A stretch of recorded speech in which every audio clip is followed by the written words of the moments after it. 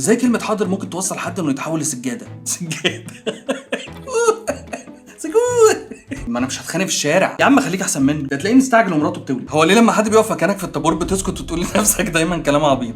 كل ده عشان ما تقولوش لو سمحت ده مكاني. يا ربي على الهبل. يا اخي مرعبه كلمه حاضر المستمره دي، لما تكون هي السلاح اللي بتقتل بيه نفسك كل يوم عشان تعجب الناس. اخطر حاجه في كائن ارضاء الناس انه عايش بقناعه بتقول له ان كلمه لا معناها خناقه وكره. انت بتلغي شخصيتك عشان تبقى مجرد نسخه مرضي عنها من الناس التانية. هو بيعمل كده عشان مرعوب من الخناقات والمواجهه، كونفليكت فوبيا. طيب هو عامل ايه في العلاقات؟ العلاقه مع الشخص ده بتبدا بجنه. تشوف شخص مريح بيقول حاضر على كل حاجه، بياكل اللي تحبه ويلبس اللي يعجبك، بس بعد شويه بتبدا مرحله جوع الشخصيه. تلاقيه ملوش راي وملوش ذوق مستقل في اي حاجه. في العلاقات هو بيحولك انت لديكتاتور غصب عنك. هو مش فاهم ان الحب اساسه شخصين ليهم حدود، مش شخص وضله. ونمسك الترند اللي بيدمر اجيال، فخ البنت المتربيه بزياده وفخ الراجل الشهم بزياده. في بنات اتربت ان الادب يعني ما تقوليش لا، قررت تلغي رغباتها عشان تبقى الزوجه الاصليه او البنت المطيعه. وفي رجاله شربوا مقلب الجدعنه للاخر، فبقى بيصرف وقته وفلوسه على اصحابه والناس اللي بره، وبيته هو اللي واقع. عقيده الارضاء هنا بتخلي الشخص يفقد هويته ويتحول لاي تي ام، يسحبوا منها مجهود ومشاعر ببلاش. يعني بتوافقي على خروجات انت مش عايزاها بحجه عشان بس ما يزعلوش، وانت بتسلم فلوس محتاجها لبيتك بحجه مكسوف اكسفه. لا هيكسفك. بتلاقي شخص محبوب جدا من كل اللي بره بس بينهار حرفيا ويعيط في اوضته بالليل عشان هو اكتشف انه خلص وما بقاش في حته سليمه يديها لنفسه. السوق مليان، بس دول اشهر 3 موديلات بتوزع نعم مجانا. الرادار البشري مبدأه انا هعرف انت زعلان من ايه واصلحه قبل ما تتكلم.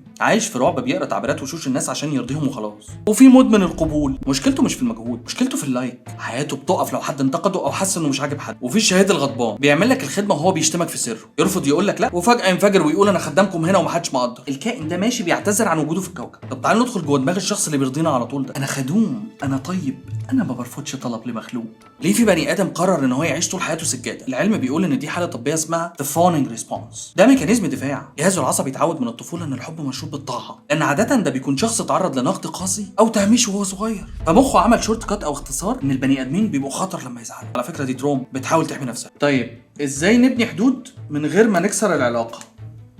ما تقولوش تحب تاكل ايه لان هيقول لك اللي انت تحبه. قول له تاكل بيتزا ولا سوشي. حطه قدام مساحه امنه يعبر فيها عن رايه من غير ما يخاف انه يزعلك. ولو انت الشخص اللي بنتكلم عليه النهارده، في حاجه اسمها قاعده ال 24 ساعه. لما حد يطلب منك طلب ما تقولش على طول، حاول تفصل بين الطلب والرد التلقائي اللي متعود يطلع منه. العالم عمره ما انتهى لما حد رفض حاجه. طب هل له علاج؟ ايوه يا صديقي الفحيص، المنتج بتاع النهارده برضه له علاج، بس بيبدا لما تدرك ان الرفض مش شتيمه. انك تقول لا للي مش مناسب ليك دي شجاعه اقوى 100 مره من ان انت تبتسم وانت بتداس. يا صديقي الفحيص، الحدود اللي بتخاف ترسمها عشان ما تزعلش الناس هتتحول لسلاسل تخنقك انت. العلاقات السويه هي اللي فيها احترام متبادل. يعني لو لقيت نفسك بتدي طول الوقت وبتشتري رضا الناس بكرامتك، اعرف انك بتعاقب نفسك على ذنب انت ما عملتوش. في معلومات تانية ومواقف لو عرفتها هتغير نظرتك لنفسك والناس اللي حواليك تماما. عايز تعرفها؟ شوف الحلقه كامله على اليوتيوب، مستنيك هناك.